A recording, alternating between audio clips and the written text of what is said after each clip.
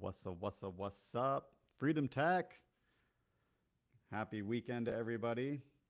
I'm checking YouTube to make sure we got audio. I am unmuted now. I need to add that to my list of things to check. But here we go. So it should be coming in here soon on YouTube. There it is. All right, sweet. We got audio. I assume we're live on X because I just got a repost from Santos. Thanks, Santos, for retweeting it. And then we should be live on zap.stream. Yes, we are. So I'm going to share that URL over on Primal. So let's post that here. Let's go. Okay.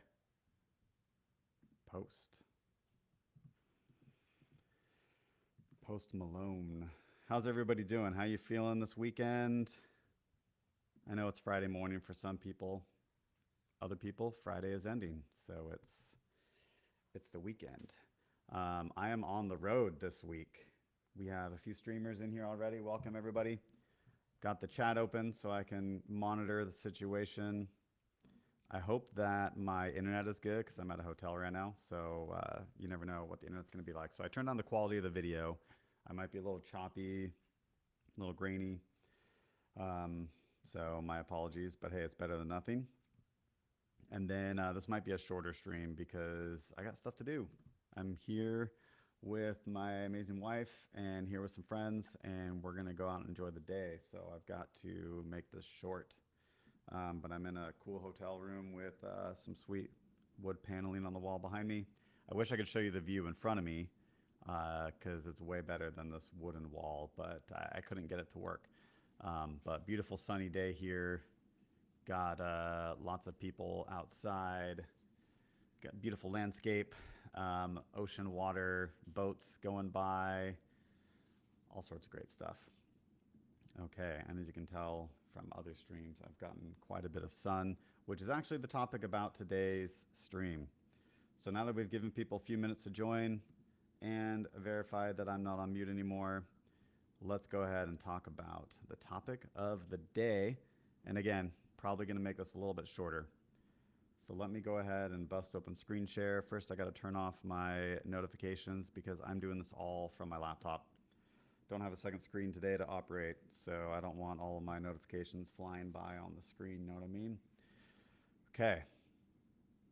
All right. I also don't have my home server because I didn't feel like setting up.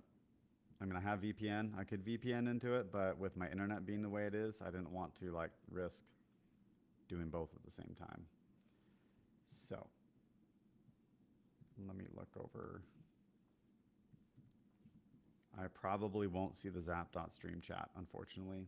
So if you chat on there, I appreciate it, but I'm probably not going to see it.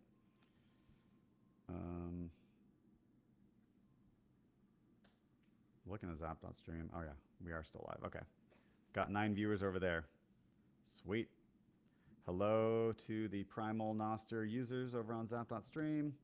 Got 8 people over here on the other platforms. This is great. And then what else? All right. It's always hard when you don't have your normal setup for stuff like this. You get so used to it that you got to make sure all the pieces are in place. So let me go ahead and hit share screen now.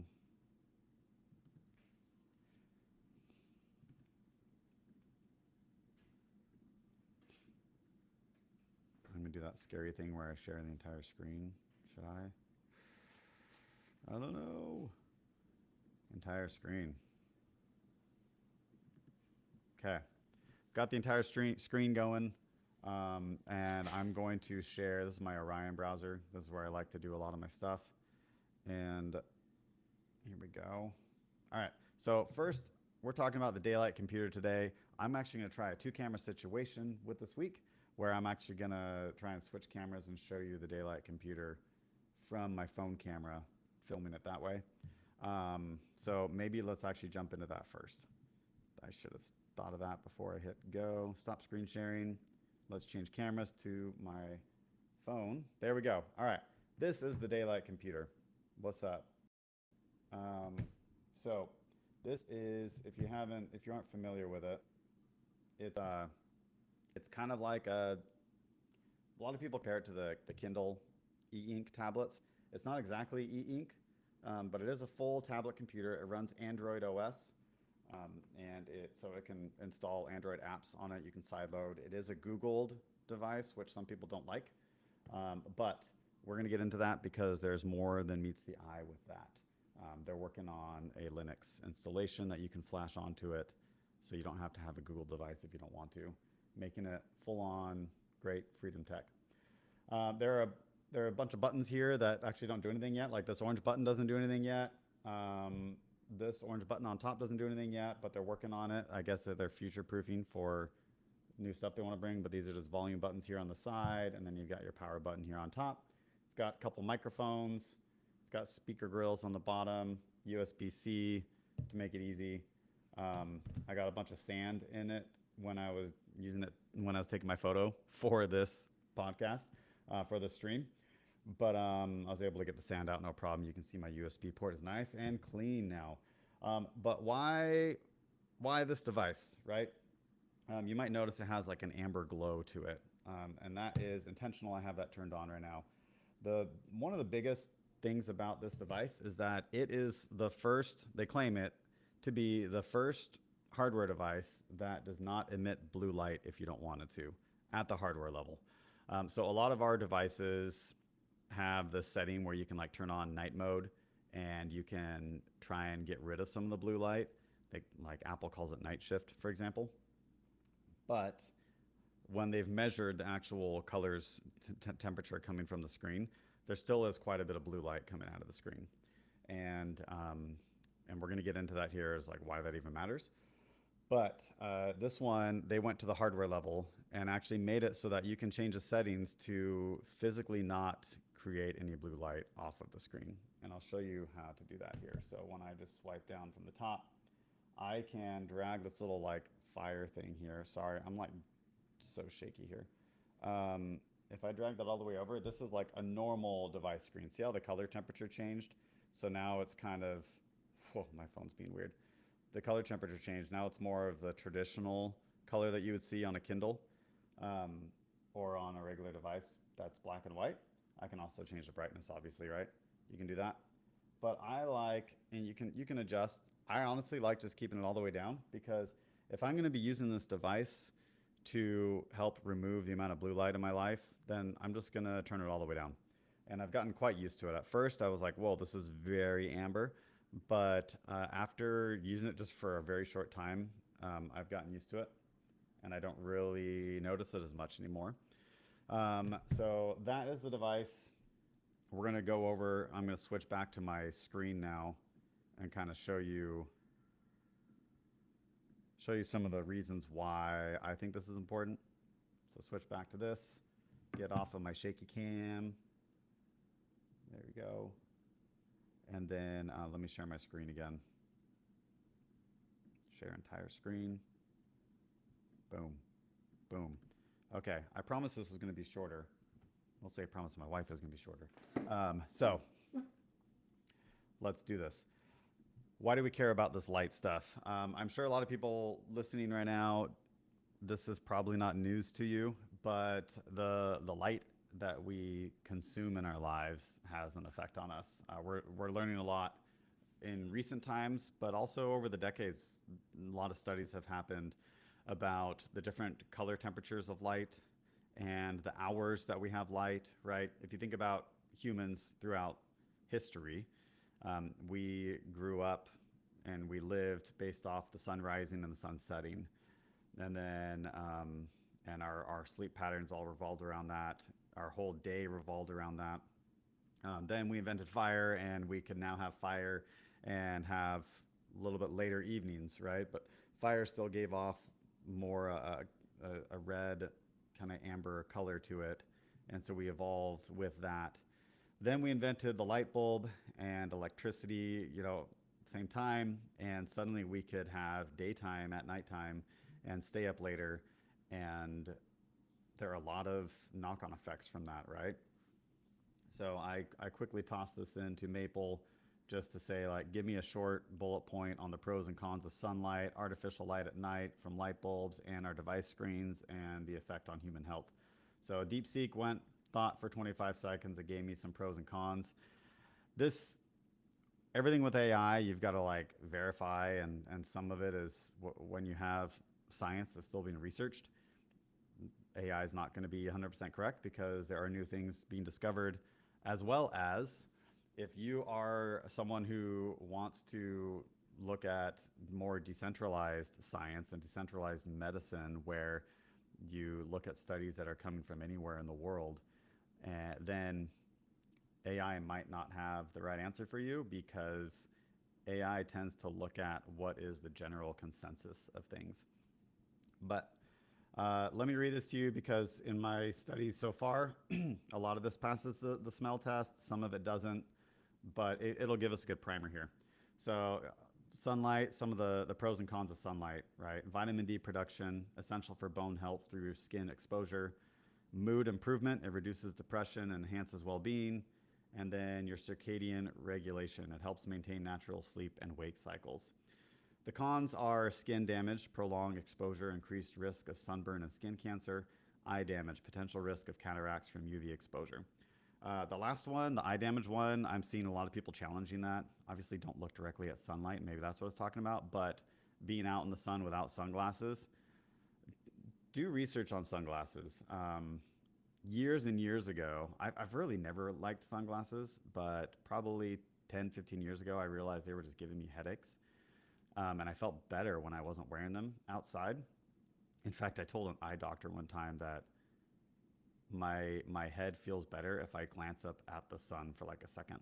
And she was like, whoa, don't do that, right? I'm not a doctor. Don't take my advice. If you go blind looking at the sun, you can't blame me. But I've had these like moments in my life where I've experienced things that make me feel better, and then I've started learning more about sunlight and many of the benefits that it has.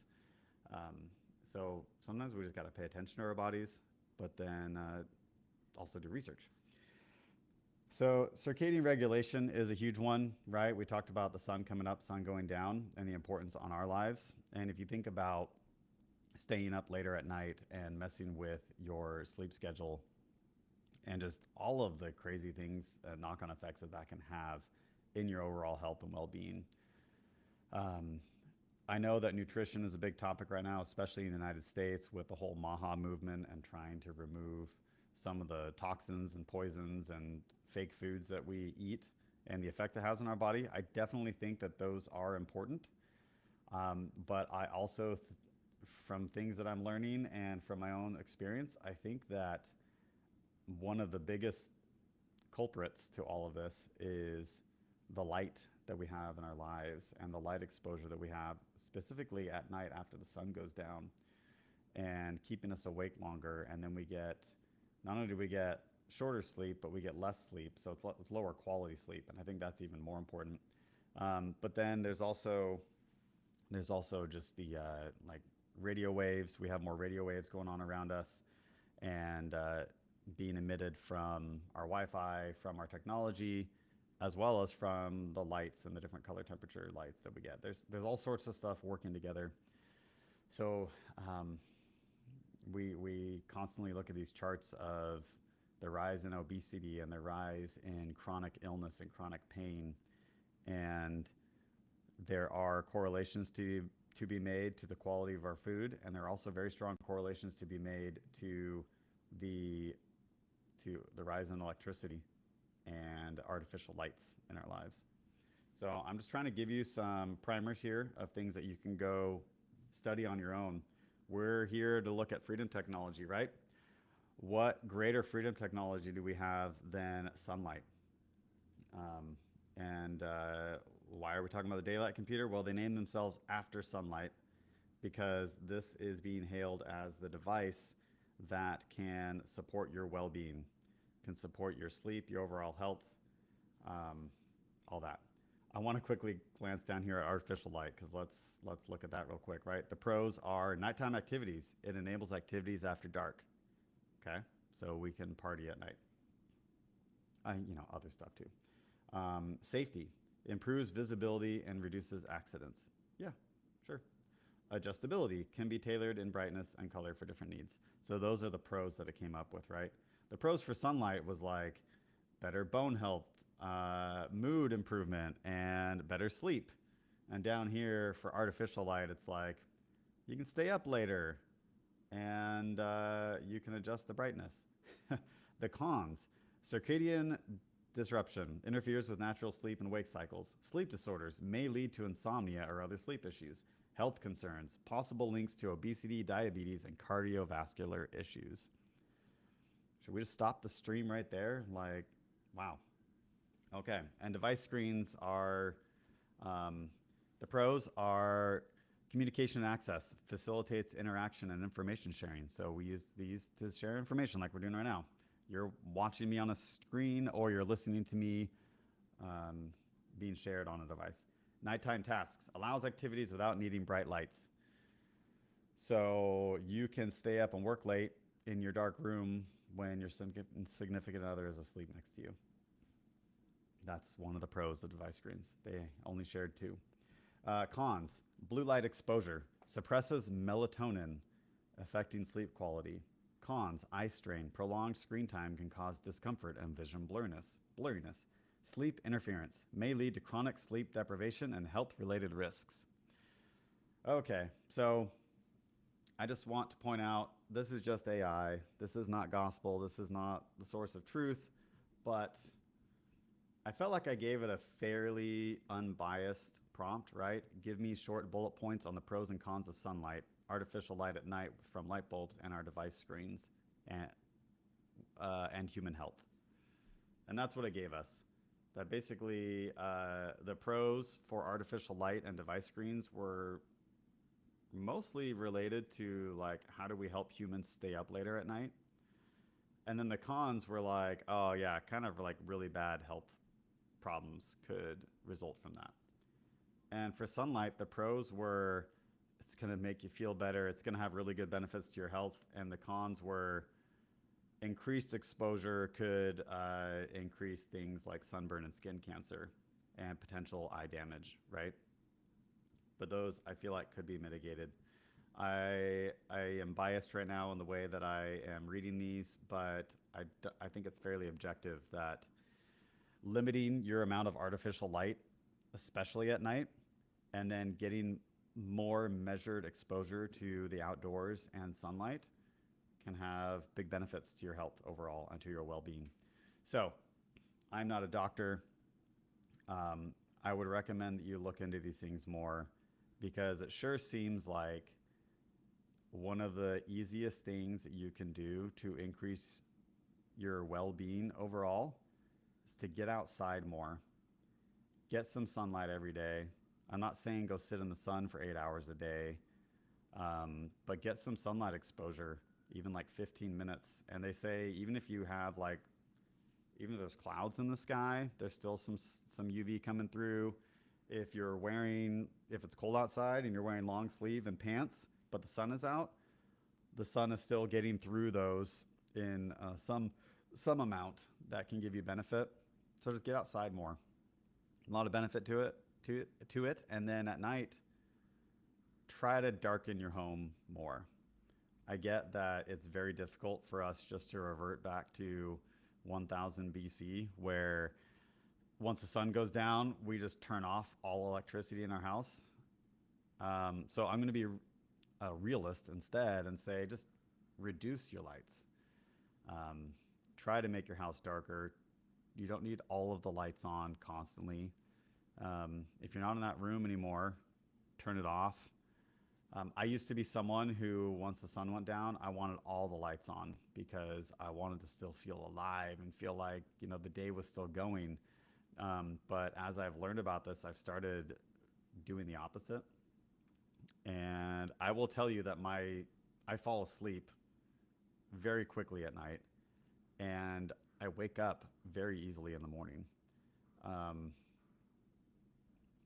Part of that, I wake up in the morning pretty easily, and part of it is because I'm currently doing the startup Maple with my co-founder, and there's a lot of stress that comes along with it, right? So when I wake up in the morning, like my first thought is on my company and on what we're doing and like our future development and our future longevity as a company. So there's definitely a stress that comes with that, and I think that wakes me right up.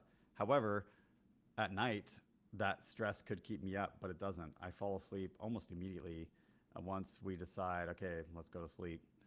Um, I'm asleep within 5 minutes, and I sleep through the night. Maybe I wake up once to go to the bathroom, and then I'm back asleep again. Um, so I have seen a marked improvement in my sleep schedule from just reducing light at night. And then traveling. I've traveled quite a bit since I've been learning about this more. And in the morning, wherever I am, I get up and try to be up as the sun is coming up. And I feel like that has really helped me out a lot with adjusting to the new time zones. I've done small time zone jumps and very large ones. Um, I've fallen asleep really well. I have gotten up really well in the morning. I have not had trouble adjusting at all. Um, and I attribute that to trying to get myself on the light schedule wherever I am, as well as food and water intake. I try to adjust to the light schedule where I am. So I think those have all helped. Daylight computer. We're here talking about this, and how long have we been going now? Man, I've been rambling, but I think this is an important topic that people need to learn more about. So I showed you the computer on the camera, how many people we have. I can't really check on numbers, but we've got over a dozen people now. We talked about the device. I used my phone camera to show you the device a bit. But this computer is meant to get you outside more. So I like to work outside more as much as I can. This will get you out there. I love using this as a reading device. So I've been using it on the road. I use it at the beach. I use it at the pool.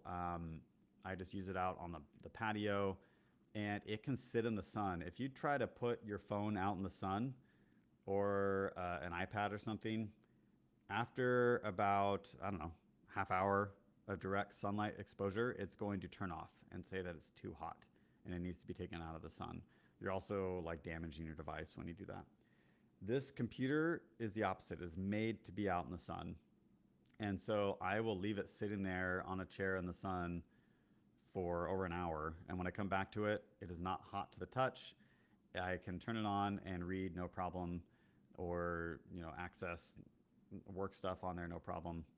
And then reading on it is great because I'm going to get off the screen actually to save bandwidth.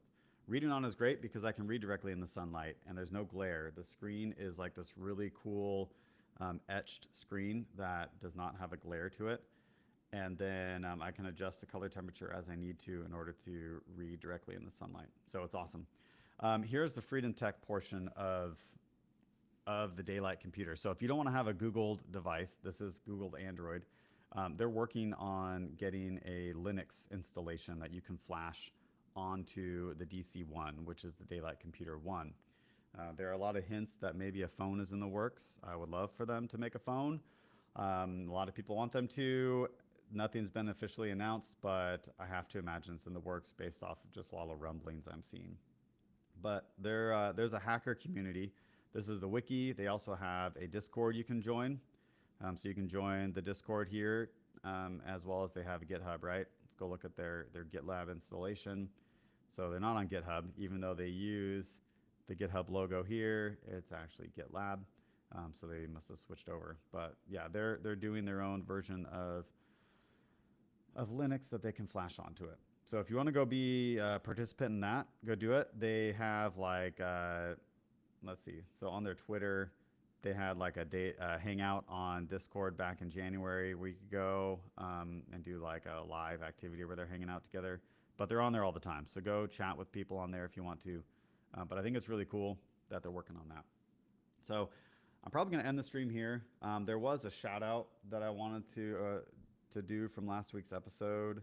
Let me see if I can pull that up real quick. Some people sent me boosts on these.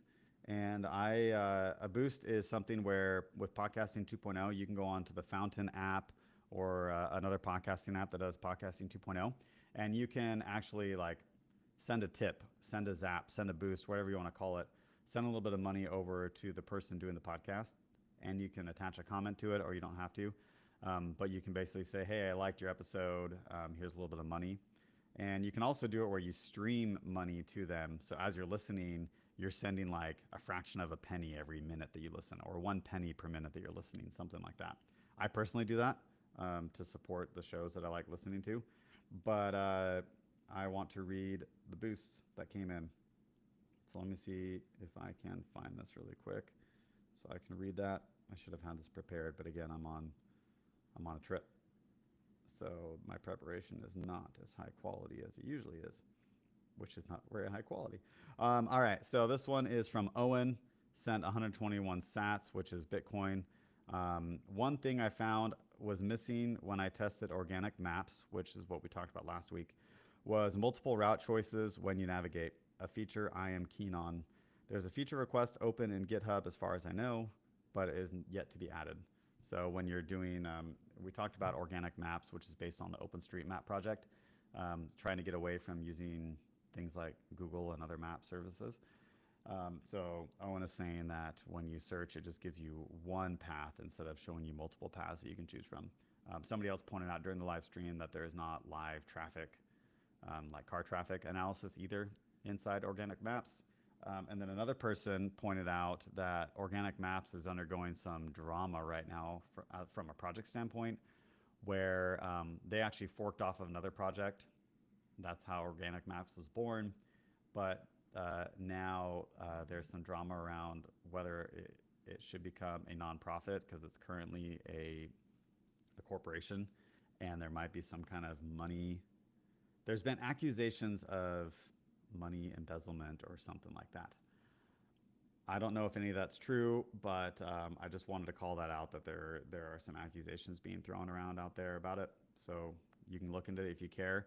However, in all my research, there was nothing to say that the actual integrity of the data and the open source software itself is in jeopardy. It's just the people running it and not following some of the governance promises that were maybe made, or expectations that were set.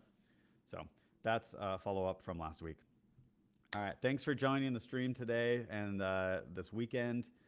Let me end the screen share here. Let's stop sharing screen. Hope you all have a great weekend. Go out, get some sunlight, as much as you think is healthy for you, and do some more research into light, natural sunlight, artificial light, devices, things coming off of our screens. If you want to look into the daylight computer, I absolutely love it. It goes on the road with me everywhere now. It is my road warrior. It connects to Wi-Fi easily wherever I am, and I can use it in the sunlight. I can use it at night. I love that it has its own backlight. So if I'm reading at night in bed, I can turn the backlight really low. I don't have to have the lights on in the room to read. But then also, it has no blue light, and so I can read and then fall asleep really quickly if I want to, which is so nice, because if I was reading on a different device that had blue light coming out of it, it definitely messes me up with falling asleep. So I like that. Check out Daylight Computer. Check out their Linux project that they have going on, where they want to go like full Freedom Tech open source on your device and give you 100% control over what you're doing. But the project is really cool. The people are really cool on the Daylight project, as well as the Linux hack project. So this is Marks. I'm Marks. Check me out on Twitter, Marks_FTW, Freedom Tech Weekend. And go out and get some sun this weekend. All right. Have a good one. We'll see you on the next one. Have a good weekend. Later.